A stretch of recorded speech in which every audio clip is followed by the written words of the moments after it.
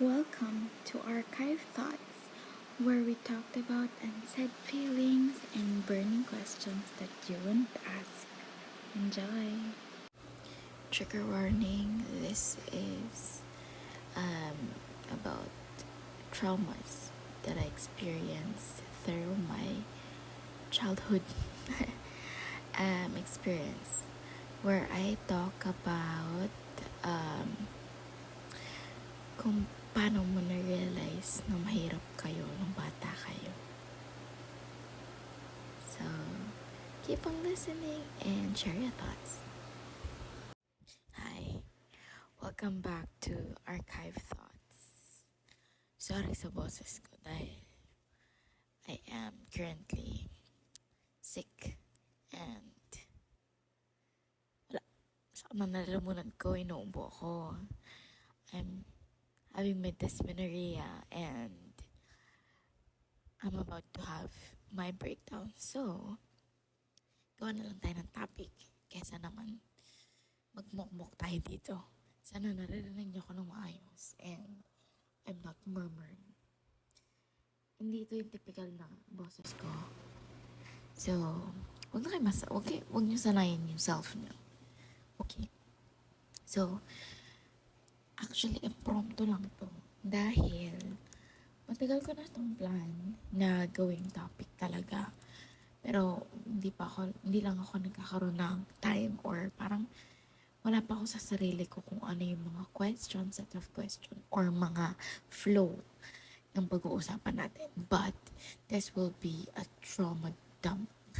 Like what I've said in introduction, I want this platform to be where you can relate na it doesn't mean you have trauma at some point in your life. Kasi usually iniisip nyo kapag trauma, ikaw lang nakaka-experience. But we'll never know na kung meron bang ibang tao na nakaka-experience din ng ganon. So I'd like this to have this platform to be makaka-relate tayo. Makaka-relate ka sa akin just because I'm a human. I'm also feeling the way I'm feeling. Diba? Kaya, ngayon, dito tayo sa Trauma Dump 101 natin. This is about, alam niyo yung trend dati na kailan nyo na-realize na nakakaluwag-luwag na kayo, or kailan nyo na-realize na sa childhood nyo is mahirap lang kayo. This will be a bit long. Pero I just want this to let it all out. Actually, hindi ko sure kung nakwento ko na ba to. Siguro may bits and pieces na nakukwento ko na sa boyfriend ko. And it just that wala naman din certain topic na makakapag-open up sa mga ganito. Siguro yung mga ganon, yun nga, yung mag-ask ka na when did you knew or when did you know na nakakaluwag-luwag na kayo, di ba? So, I've prepared a bit of flow kung ano yung mga pwede kong mag-discuss. Kasi hindi ko na makita yung trend sa TikTok na gusto ko sana dun yung sundan ko na may di ba meron mga umaamin doon na ganito nangyari sa kanila. Gusto ko yung ganun sana. Pero baka makita ko while I'm doing this. Hanapin natin habang nagsasalita ako about dito sa mga first two questions or flow na nagawa ko. So, first one is, how do you knew? Or paano, hindi ko alam. Sorry sa grammar ha. Paano mo na-realize na hindi ka gifted or privileged pero blessed ka with the people surrounding me and was spoiled as if nakakaluwag-luwag. Diba? Meron kasing sa growing up, meron kaming time na may splurge. Siguro ito na yung way of me thinking na may times na privilege kami. Or hanggang yun din naman. We're in middle class. Hindi naman din ko sinasabi na sobrang hirap namin noon. Meron din kasi talagang times na gano'n ang nangyayari sa amin. So, hindi ko inaano na sobrang ng experience ko. I'm not judging anyone's experience, but this is my experience. So, yung merong times kasi, syempre kapag sahod ng parents or sahod ng mom ko, yun, meron times na we'll have a fast food or makakapunta ng mall. May mga times din naman na bata kami is makakapanood ng sine. But meron din talagang tumatak sa utak ko na may mga panahon na kulang yung budget namin. Yung ganun. So, yung ito muna, on a positive note muna tayo nga, paano ko na-realize na blessed kami sa mga taong kasama namin sa buhay. So, my grandparents never left us na hanging, especially on my mom's side. When recent na lang din namin na realized yun, or ako na realized. Hindi naman recent kasi I'm already 26, so mga high school siguro. Na at some point kasi ayaw ng mom ko na sa public kami since they've grew up in a rich side. My dad isn't. So, yung way of living and gustong gawin ni mom is kung ano yung may experience nila. So, my grandparents, which is on my mother's side, partly, she shoulders our tuition, books, sometimes our sa school supplies. Malalaman namin, papadala siya ng money with her assistants na support yung sa school, yung mga basic needs. And then, when it comes naman sa grandparents side ko with my father's side, yun, never silang iniwan kami na sila lagi ang nagbabantay sa amin after school or nag-aalaga sa amin when we don't have any budget to eat anywhere. Sa kanila kami tatakbo, lalo na kapag yung lola ko malalaman na wala kaming food, kahit na alam namin na super tight ang budget din nila, they'll eventually have much more for us. Yung ganun. Kaya super blessed kami sa mga ganung side.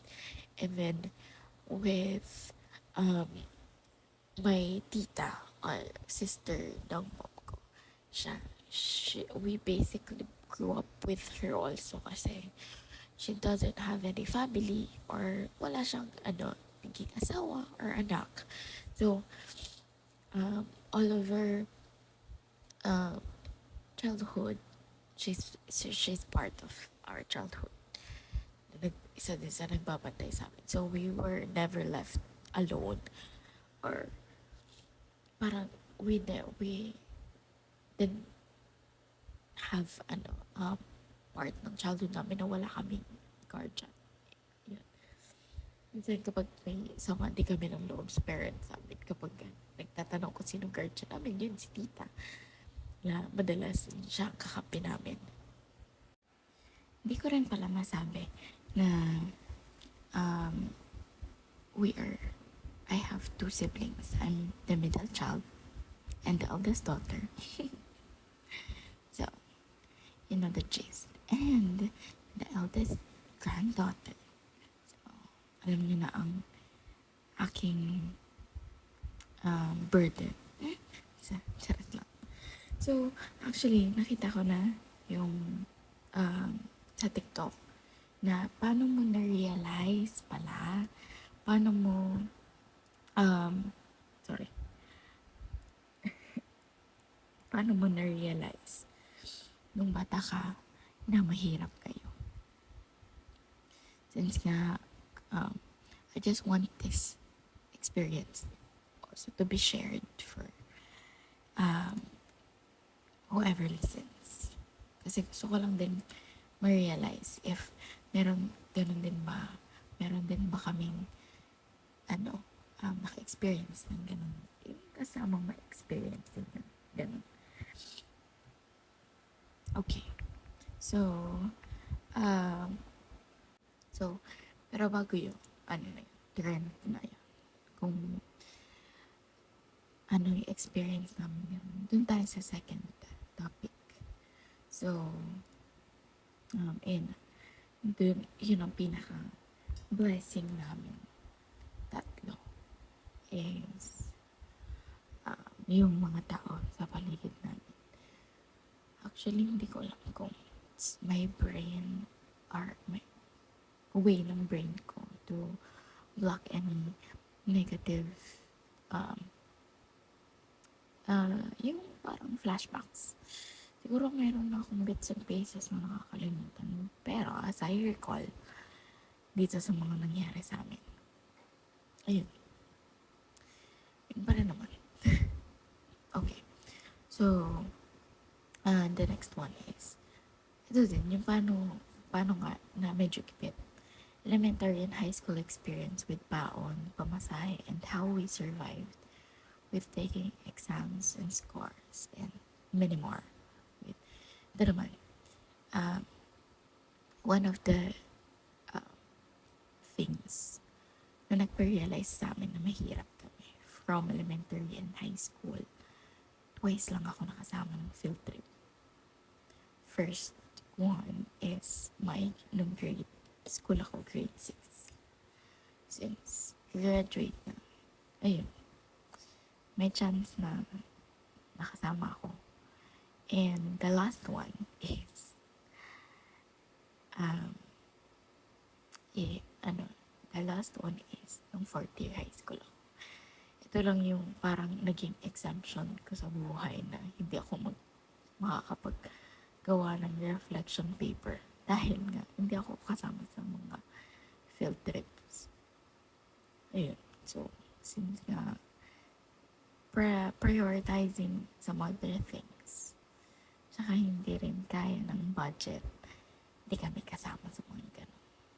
And one time pa, 4th year na kami nun, ako kasi tipong tao na mag-iipon ako at magbebenta ako ng kung ano-ano hanggang sa mga kaya ko. Kung meron, parang basta kung may mag-expect ako ng mga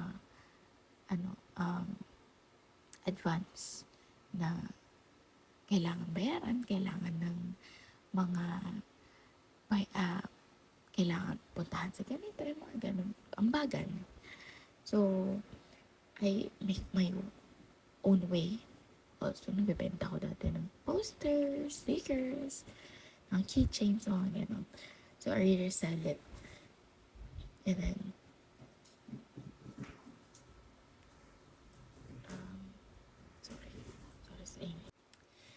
meron yung 4th year kami. Parang meron kami kailangan puntahan. Hindi ko talaga to makakalimutan ever kasi this is when I broke down sa harap ng teacher ko sa ibang section kasi lumabas ako kasi hindi ko na talaga siya kinaya. Nung may kailangan kaming puntahan and I wasn't able to provide kung magkano babayaran. Kasi nga, hindi kaya ng budget. Parang siya, retreat at somewhat, mga ganong experience yata tayo. Kailangan ng 1,000 pesos. Kailangan ko magbayad nun dahil na siya um, last day na. And na-realize ko na yun nga, sinabi ko na hindi na ako makakasama. Hindi ako pwede. Or nga, sinabi ko na wala namang binigay na pambayad. Na-realize ko na ako lang pala hindi makakasama sa buong batch namin. And what my teacher did, meron kasing isa akong kaklase na syempre, allowance siya siguro or mayroon siyang extra money. She presented herself to pay for it. And then, so, she paid for it. And then, yung teacher na mismo din namin, nag-ask sa kanya na kung pwede siya muna magbayad kasi nga, deadline na nun. Tapos, ayoko na ganun. Ever since, kaya ako takot umutang. Yung ganun na experience. Hindi, alam ko yung nangyayari about sa utang with my parents and my mom, especially my mom. Na nakikita ko kung paano yung struggle for paying. And then, ayun ang isa ko kinakatakutan talaga nun sa utak ko.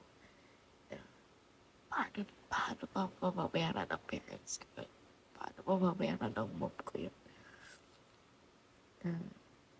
Hindi nga siya pasok kasi sa budget. And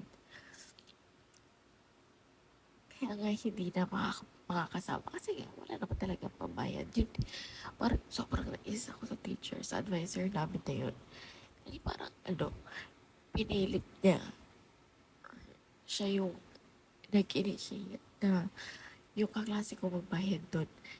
Samantalang hindi naman niya ako birthday. Sabi ko wala naman issue sa akin na hindi na mapupunta. Na inano ko ba ngayon kung makaka-graduate naman ako, di ba kung hindi ako pupunta. And then, sabi nila yun nga, one last experience. And, na, mababayaran din naman, hindi naman daw nagmamadali yung manghihirap kung kailan babayaran. Yun, dun ko na-realize talaga, sobrang, heartbroken ko nun na, pati ba naman yun, i-burden sa ibang tao, yung gano'n. Kaya, ever since, takot akong umutang kahit na kanino. Kaya, kung ako talaga nagkakapera, yung splurge, pag nakakaluwag ako ngayon, to treat ko yung self ko. And, yun nga, kagaya ng usual na sa TikTok na dati, for occasional, yun lang nagagawa, or kapag nakakaluwag, yun lang nagagawa. Ngayon, kapag ako din, kapag kaya ko, ginagawa ko siya for myself. And, yun hindi ko din maalala. Hindi ko din maalala kung nabayaran ko siya. Pero, I think naman kasi, mutual, para naman kami ngayon. Hindi para naman niya ako binlock. Pero mabait kasi siya. So, sobrang ko lang talaga. Parang naging traumatizing siya for me. Kasi, ayoko nang ma-experience yung ganun. Ayun. And then, when it comes to baon naman, parang pili lang sa daliri. Pili lang sa daliri ng babaon talaga kami. Kasi, nagtatrabaho si mami, parang wala naman din siyang time magluto, wala naman din kami kasambahay nun. Kasi malalaki na kami. And, my dad is present but absent. You'll know the details. You know, the meaning naman. Parang ganun. So, yan. Laging monetary yung baon namin. Ever since. Kapag, may times, yun din, actually, di ko naman din masyadong, dun. Kasi kapag wala kaming baon, utang kami dun sa school canteen. Tapos, babayaran at the end of the month or whenever may sahod si mami, tsaka babayaran yung kinain namin. Ganun, tipid na tipid ako sa sarili ko nun kasi nga, for para ito lang yung utang namin, ito na lang muna kakainin ko. Or kapag may natira akong baon from yesterday, yun, kung wala akong budget the next day, mas less yung mauutang ko sa ano, sa canteen. Ganun yung ginagawa namin. Ganun yung ginagawa ko. The entire elementary and high school experience. Ayoko pa noon umuutang talaga. Kaya, talaga, pag gutom-gutom, madalas kapag umuwi kami sa bahay, wala ding ulam. So, minsan, ang kain lang namin dun sa school. Diba? Kaya, kung dun na lang din namin binabawi yung makakain namin. Kasi, majority ng time, wala ding pagkain sa bahay. Kaya, busog talaga kung busog pag nasa school, kung kaya ng budget. Ayun. Pamasahe naman, usually meron kaming service na tricycle. So, hindi na namin masyadong iniintindi yun. Tsaka, school lang naman namin, isang tricycle lang. Tapos, lakad lang na unti. Ganun. And then, ito na. Dito na tayo sa taking exams. Diba? Since, nasa private school kami, bawal ka mag-exam unless mabayaran yung tuition, diba? Tuition namin, ang mode of payment ni mami is monthly ata. Monthly. So, unless mabayaran niya yung past months, makapag-exam kami. Pero hindi, kapag hindi kami makakapag-exam. Diba? First quarter, per quarter pala yung bayad. So, first quarter, second quarter, third quarter, fourth quarter, diba lagi may exam yan? So, summary, yung pre-test, kalimutan ko naman ang tawag. Tapos, yung major test. Dati, kahit summary, hindi na kami makapag-exam dahil meron pa kaming utang from way ng law since from the past year namin. Ganun i-hold ng school namin yung exams namin. So, hindi kami makakapag-exam ng pre-test and major test kapag marami pang utang sa school. Hindi na effective sa kanila yung promissory note sa amin dahil 3 nga kami. Tapos ito, isabihin ko sa tumatak. High school na ako nito. Tapos, ito rin yung isa sa tumatak sa utak ko na sinabi ng teacher ko. Kasi parang, ilan lang din kami sa class. Mga 15 siguro. So, di ba may overall, doon, top, and mga ranking. And, meron, kasi nakita ko, ang rank ko is below. Pero may mas below pa sa akin isa. Yun ang tumatak sa isip ko, sabi ng teacher namin na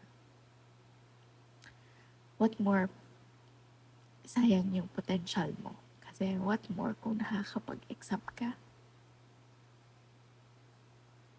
Kasi yung score namin na yun is mainly from projects, quiz, seatworks, mga ganun. So, sabi niya, ganun, nasayang ka na. Now, what more if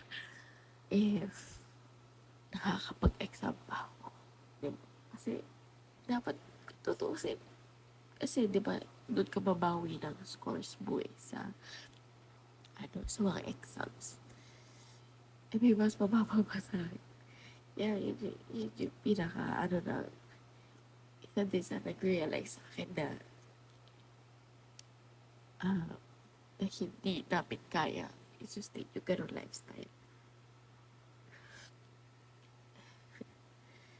Ayun. So, every time na kapag mag-exam, siguro kaya din ako naging book reader. Well, kasi kapag mag-exam, doon lang ako sa pinaalis kami sa classroom, punta kami sa library. Tapos doon kami, alteration ng exams. Minsan kapag alam namin na hindi na kami makakapag-exam, hindi na kami papasok. Para, sayang lang din naman yung sayang lang din yung baon. Kasi di ba, sa high school, whole day sa high school, whole day yung exams. So, hindi kami nag-exert ng effort na pumasok. Parang, di ko, buti nga, parang tinatanggap. Siguro, kasi wala din silang choice kapag, hindi din kami tinanggap years after, parang, kapag, after ng academic year. Syempre, wala silang choice kundi tanggapin din kami. Dahil, paano yung bayan, diba? So, it was an experience din na hindi ka makapag-exam. Buong kaklase mo nag-exam. Ikaw hindi. Nasa library ka lang. Lunch break at lunch mo lang sila makakasama. Dati hiya ako lumalabas ng library. Kapag nandiyan after, sa break na, minsan kasi nauna yung mga lower level lumabas eh. So, yun, hiya ka lumabas. Na sa library kasi alam na nila kung ano yun. Tapos minsan ako lang mag-isa. Kasama yung librarian, ganun. Kaya, dati gusto ko din yun na maging, library, science library ba yung library science. Yung tungkol sa mga library. Kasi nga, parang most of the time ng childhood ko is nasa library din ako. Pero I love reading din naman. Ever since. Na-enhance lang siguro dahil nasa library nga ako. Ayun. Ayun lang ang one of few experiences ko. Siguro kapag pag may natandaan pa ako. That's for episode 2. Okay, so punta tayo dun sa mga topics na paano mo na-realize na mahirap kayo nung bata ka. I can't say na sobra naman na araw-araw wala kaming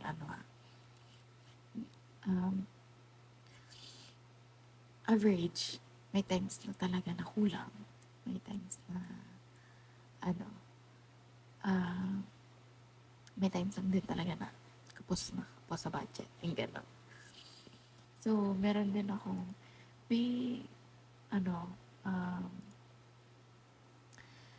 meron akong mga nakikita na comments, nakaka-relate din talaga ako. Yun, meron din. Nakita ko din yun na hindi nakakasama sa field trip.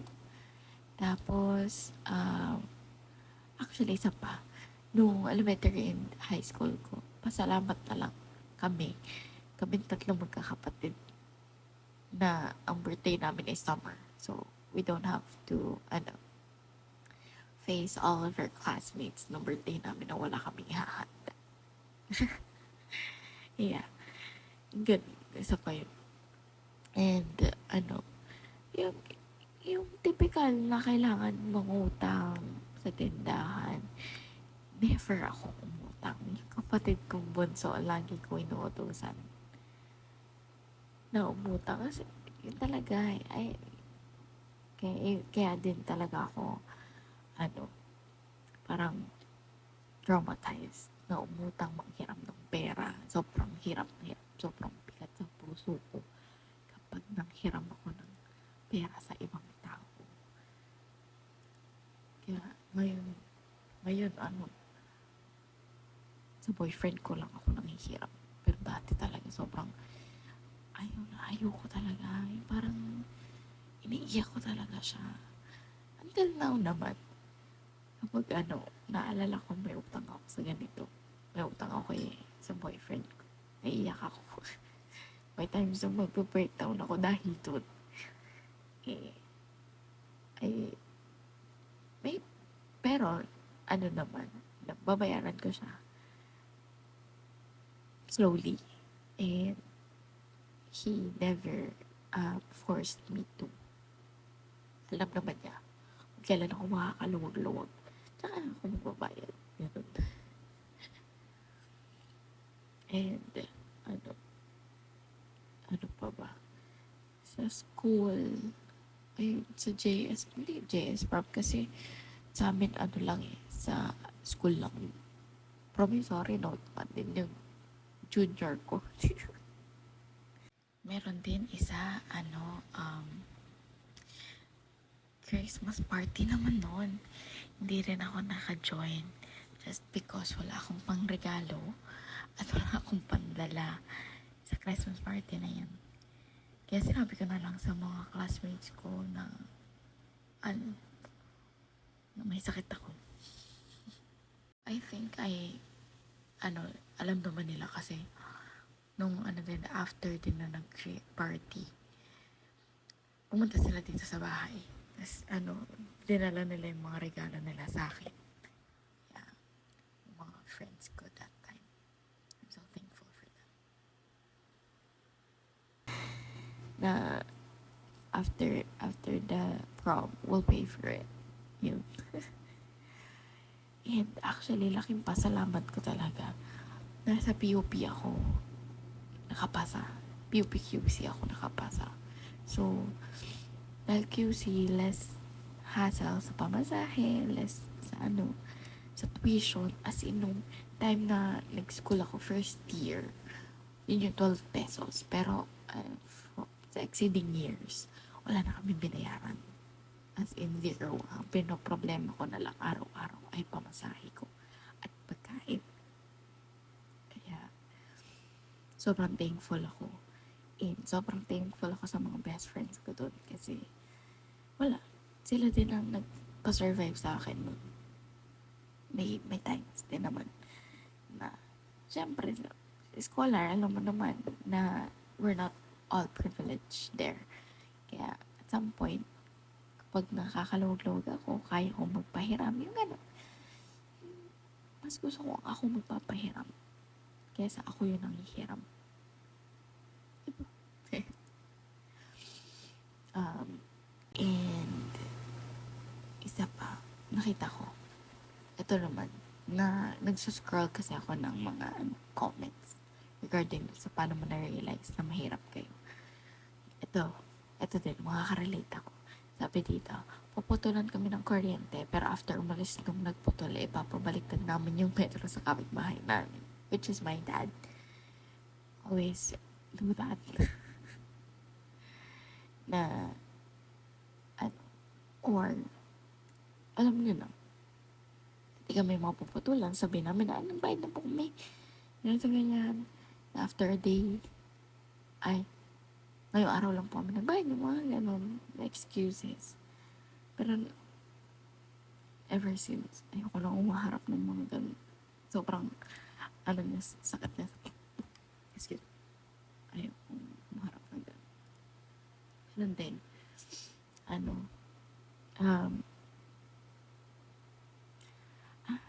Oo nga. Na-realize ko din. Isa sa childhood ko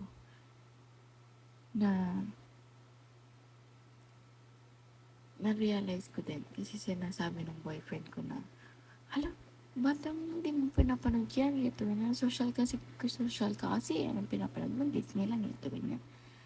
Actually, wala pala kasi kami matinong TV at wala kaming channel. Pero kaming DVD at TV. Yun lang. Pero wala kaming channel. Kaya, hindi ako updated sa mga yung mga kids TV, yung mga series na pambata, yung sa Channel 2, Channel 7, may ganun. Kasi nga, hindi, parang, hindi na siya kasi, hindi siya part ng budget. Ewan ko po sa budget, diba? Parang isipin mo pa bumili ng cable or magpakabit ng cable. Ayun na, yun ang pagkakaalala ko. Pero sa mga grandparents side ko, sa father side, meron silang TV and radyo. Yun naman. Doon ako nahilig sa makinig ng radyo dahil kay nanay. Yung ganun. Yun ang bonding namin. Sa merienda, lagi kami umuwi doon. Para alam kasi namin may merienda doon. Na kahit alam mo, ano, on the budget sila, pero kompleto yung food nila. Doon ko na-realize na, ano, um, isang beses lang kami kumain sa isang araw, 2 beses lang kami kumain sa isang araw kasi sa lola ko, araw-araw yun, kahit sobrang tipid sa ulam, sabaw lang, ganun. Pero basta 3 times a day, and may merienda. Kita tayo kapag nananalo sa sabog, ganun. Bumibili siya ng tinapay, ng soft drinks, or basta pag dun ko din na-realize na spoiled kami kay tatay. Pag gusto ng peanut butter, yun, bibili siya. Mayonnaise, mga ganun. Simpleng reward after panaling sa sabong.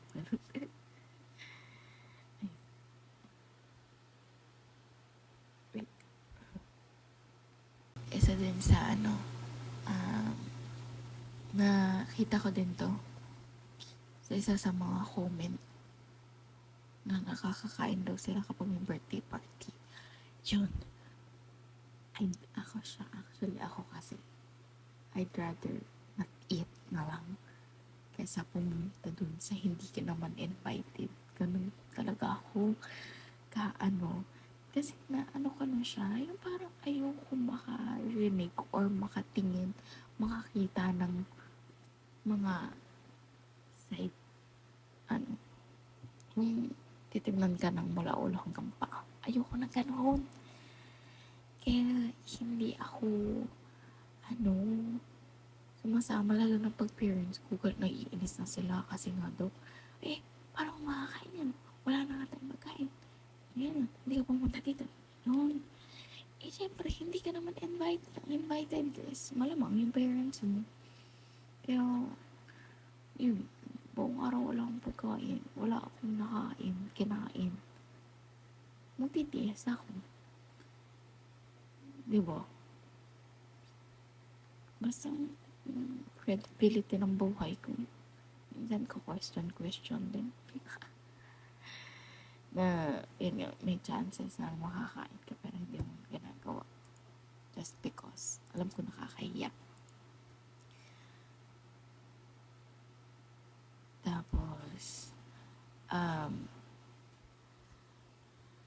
pero thankfully, hindi ako siguro kasi kahit kanin kasi or because minsan wala din talaga sa isang araw. Kaya hindi ko na experience yung kumain ng chicherya na tigpipiso kasi tutulog ko na lang. Iiyak ko na lang hanggang sa makatulog ako. Ganun ako para lang hindi ko na siya isipin. Kaya minsan mas excited akong pumasok dahil alam ko magkakaroon ako ng baon. Doon ako makakakain. And meron kasi doon sa lalakaran ng school namin malapit is parang bilihan ng pagkain.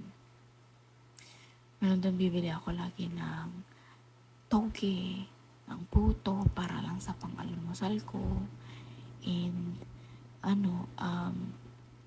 yun na almusal ko. Tapos makakapagtipid pa ako na meron pa akong pangkain for lunch. Pero minsan wala na akong break kasi nga yung budget, yung pera ko hindi na sapat dun sa bibili pa ako ng pang break. Kaya nagkakanin na lang ako. Minsan sa last break ko pa or pinaka lunch ko ako kakain para alam ko mabubusog na ako buong araw. Diba? Meron pa isa, diba? In-connect naman dun sa kuryente. Minsan kapag napuputulan talaga kami. Thankfully, nandun si tita. sarili siyang house. Doon kami matutulog muna for the meantime. And then, nung, ano, kapag kapos, hindi, kulang. May, isa pa, um, sa school ulit. Diba, at some point, kabag-kabag yung school uniform. Ako, ang school uniform ko throughout my high school was from my kuya. Yung napaglumaan niya, itatali ko pa yung jogging pants para lang magkasya sa akin. I never had rubber shoes na matino. And yan ang unang work ko talaga. Sabi ko sa sarili ko, bibili ako ng rubber shoes. Pero hanggang ngayon, hindi pa rin ako nakakabili. I don't know why. Ayun.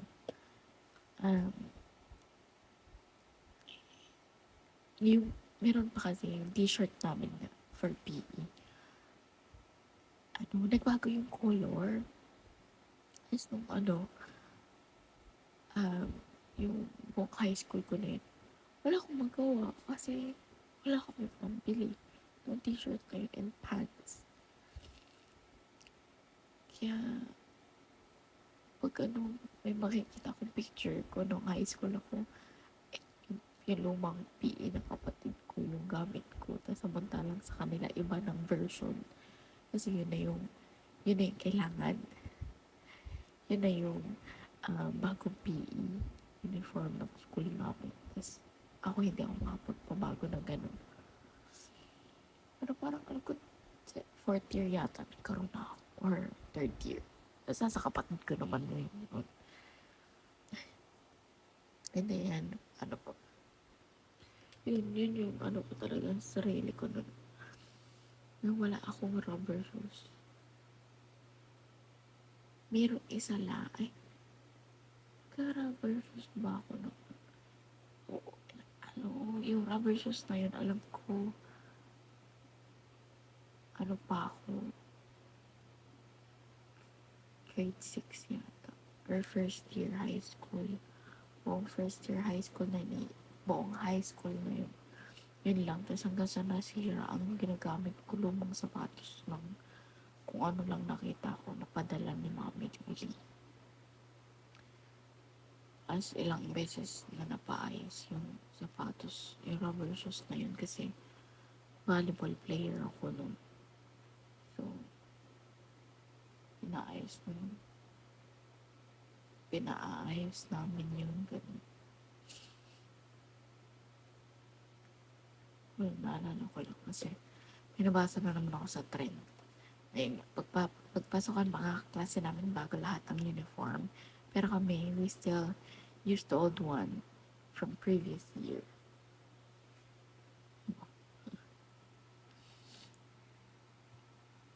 Yun din ang isa na-realize ko.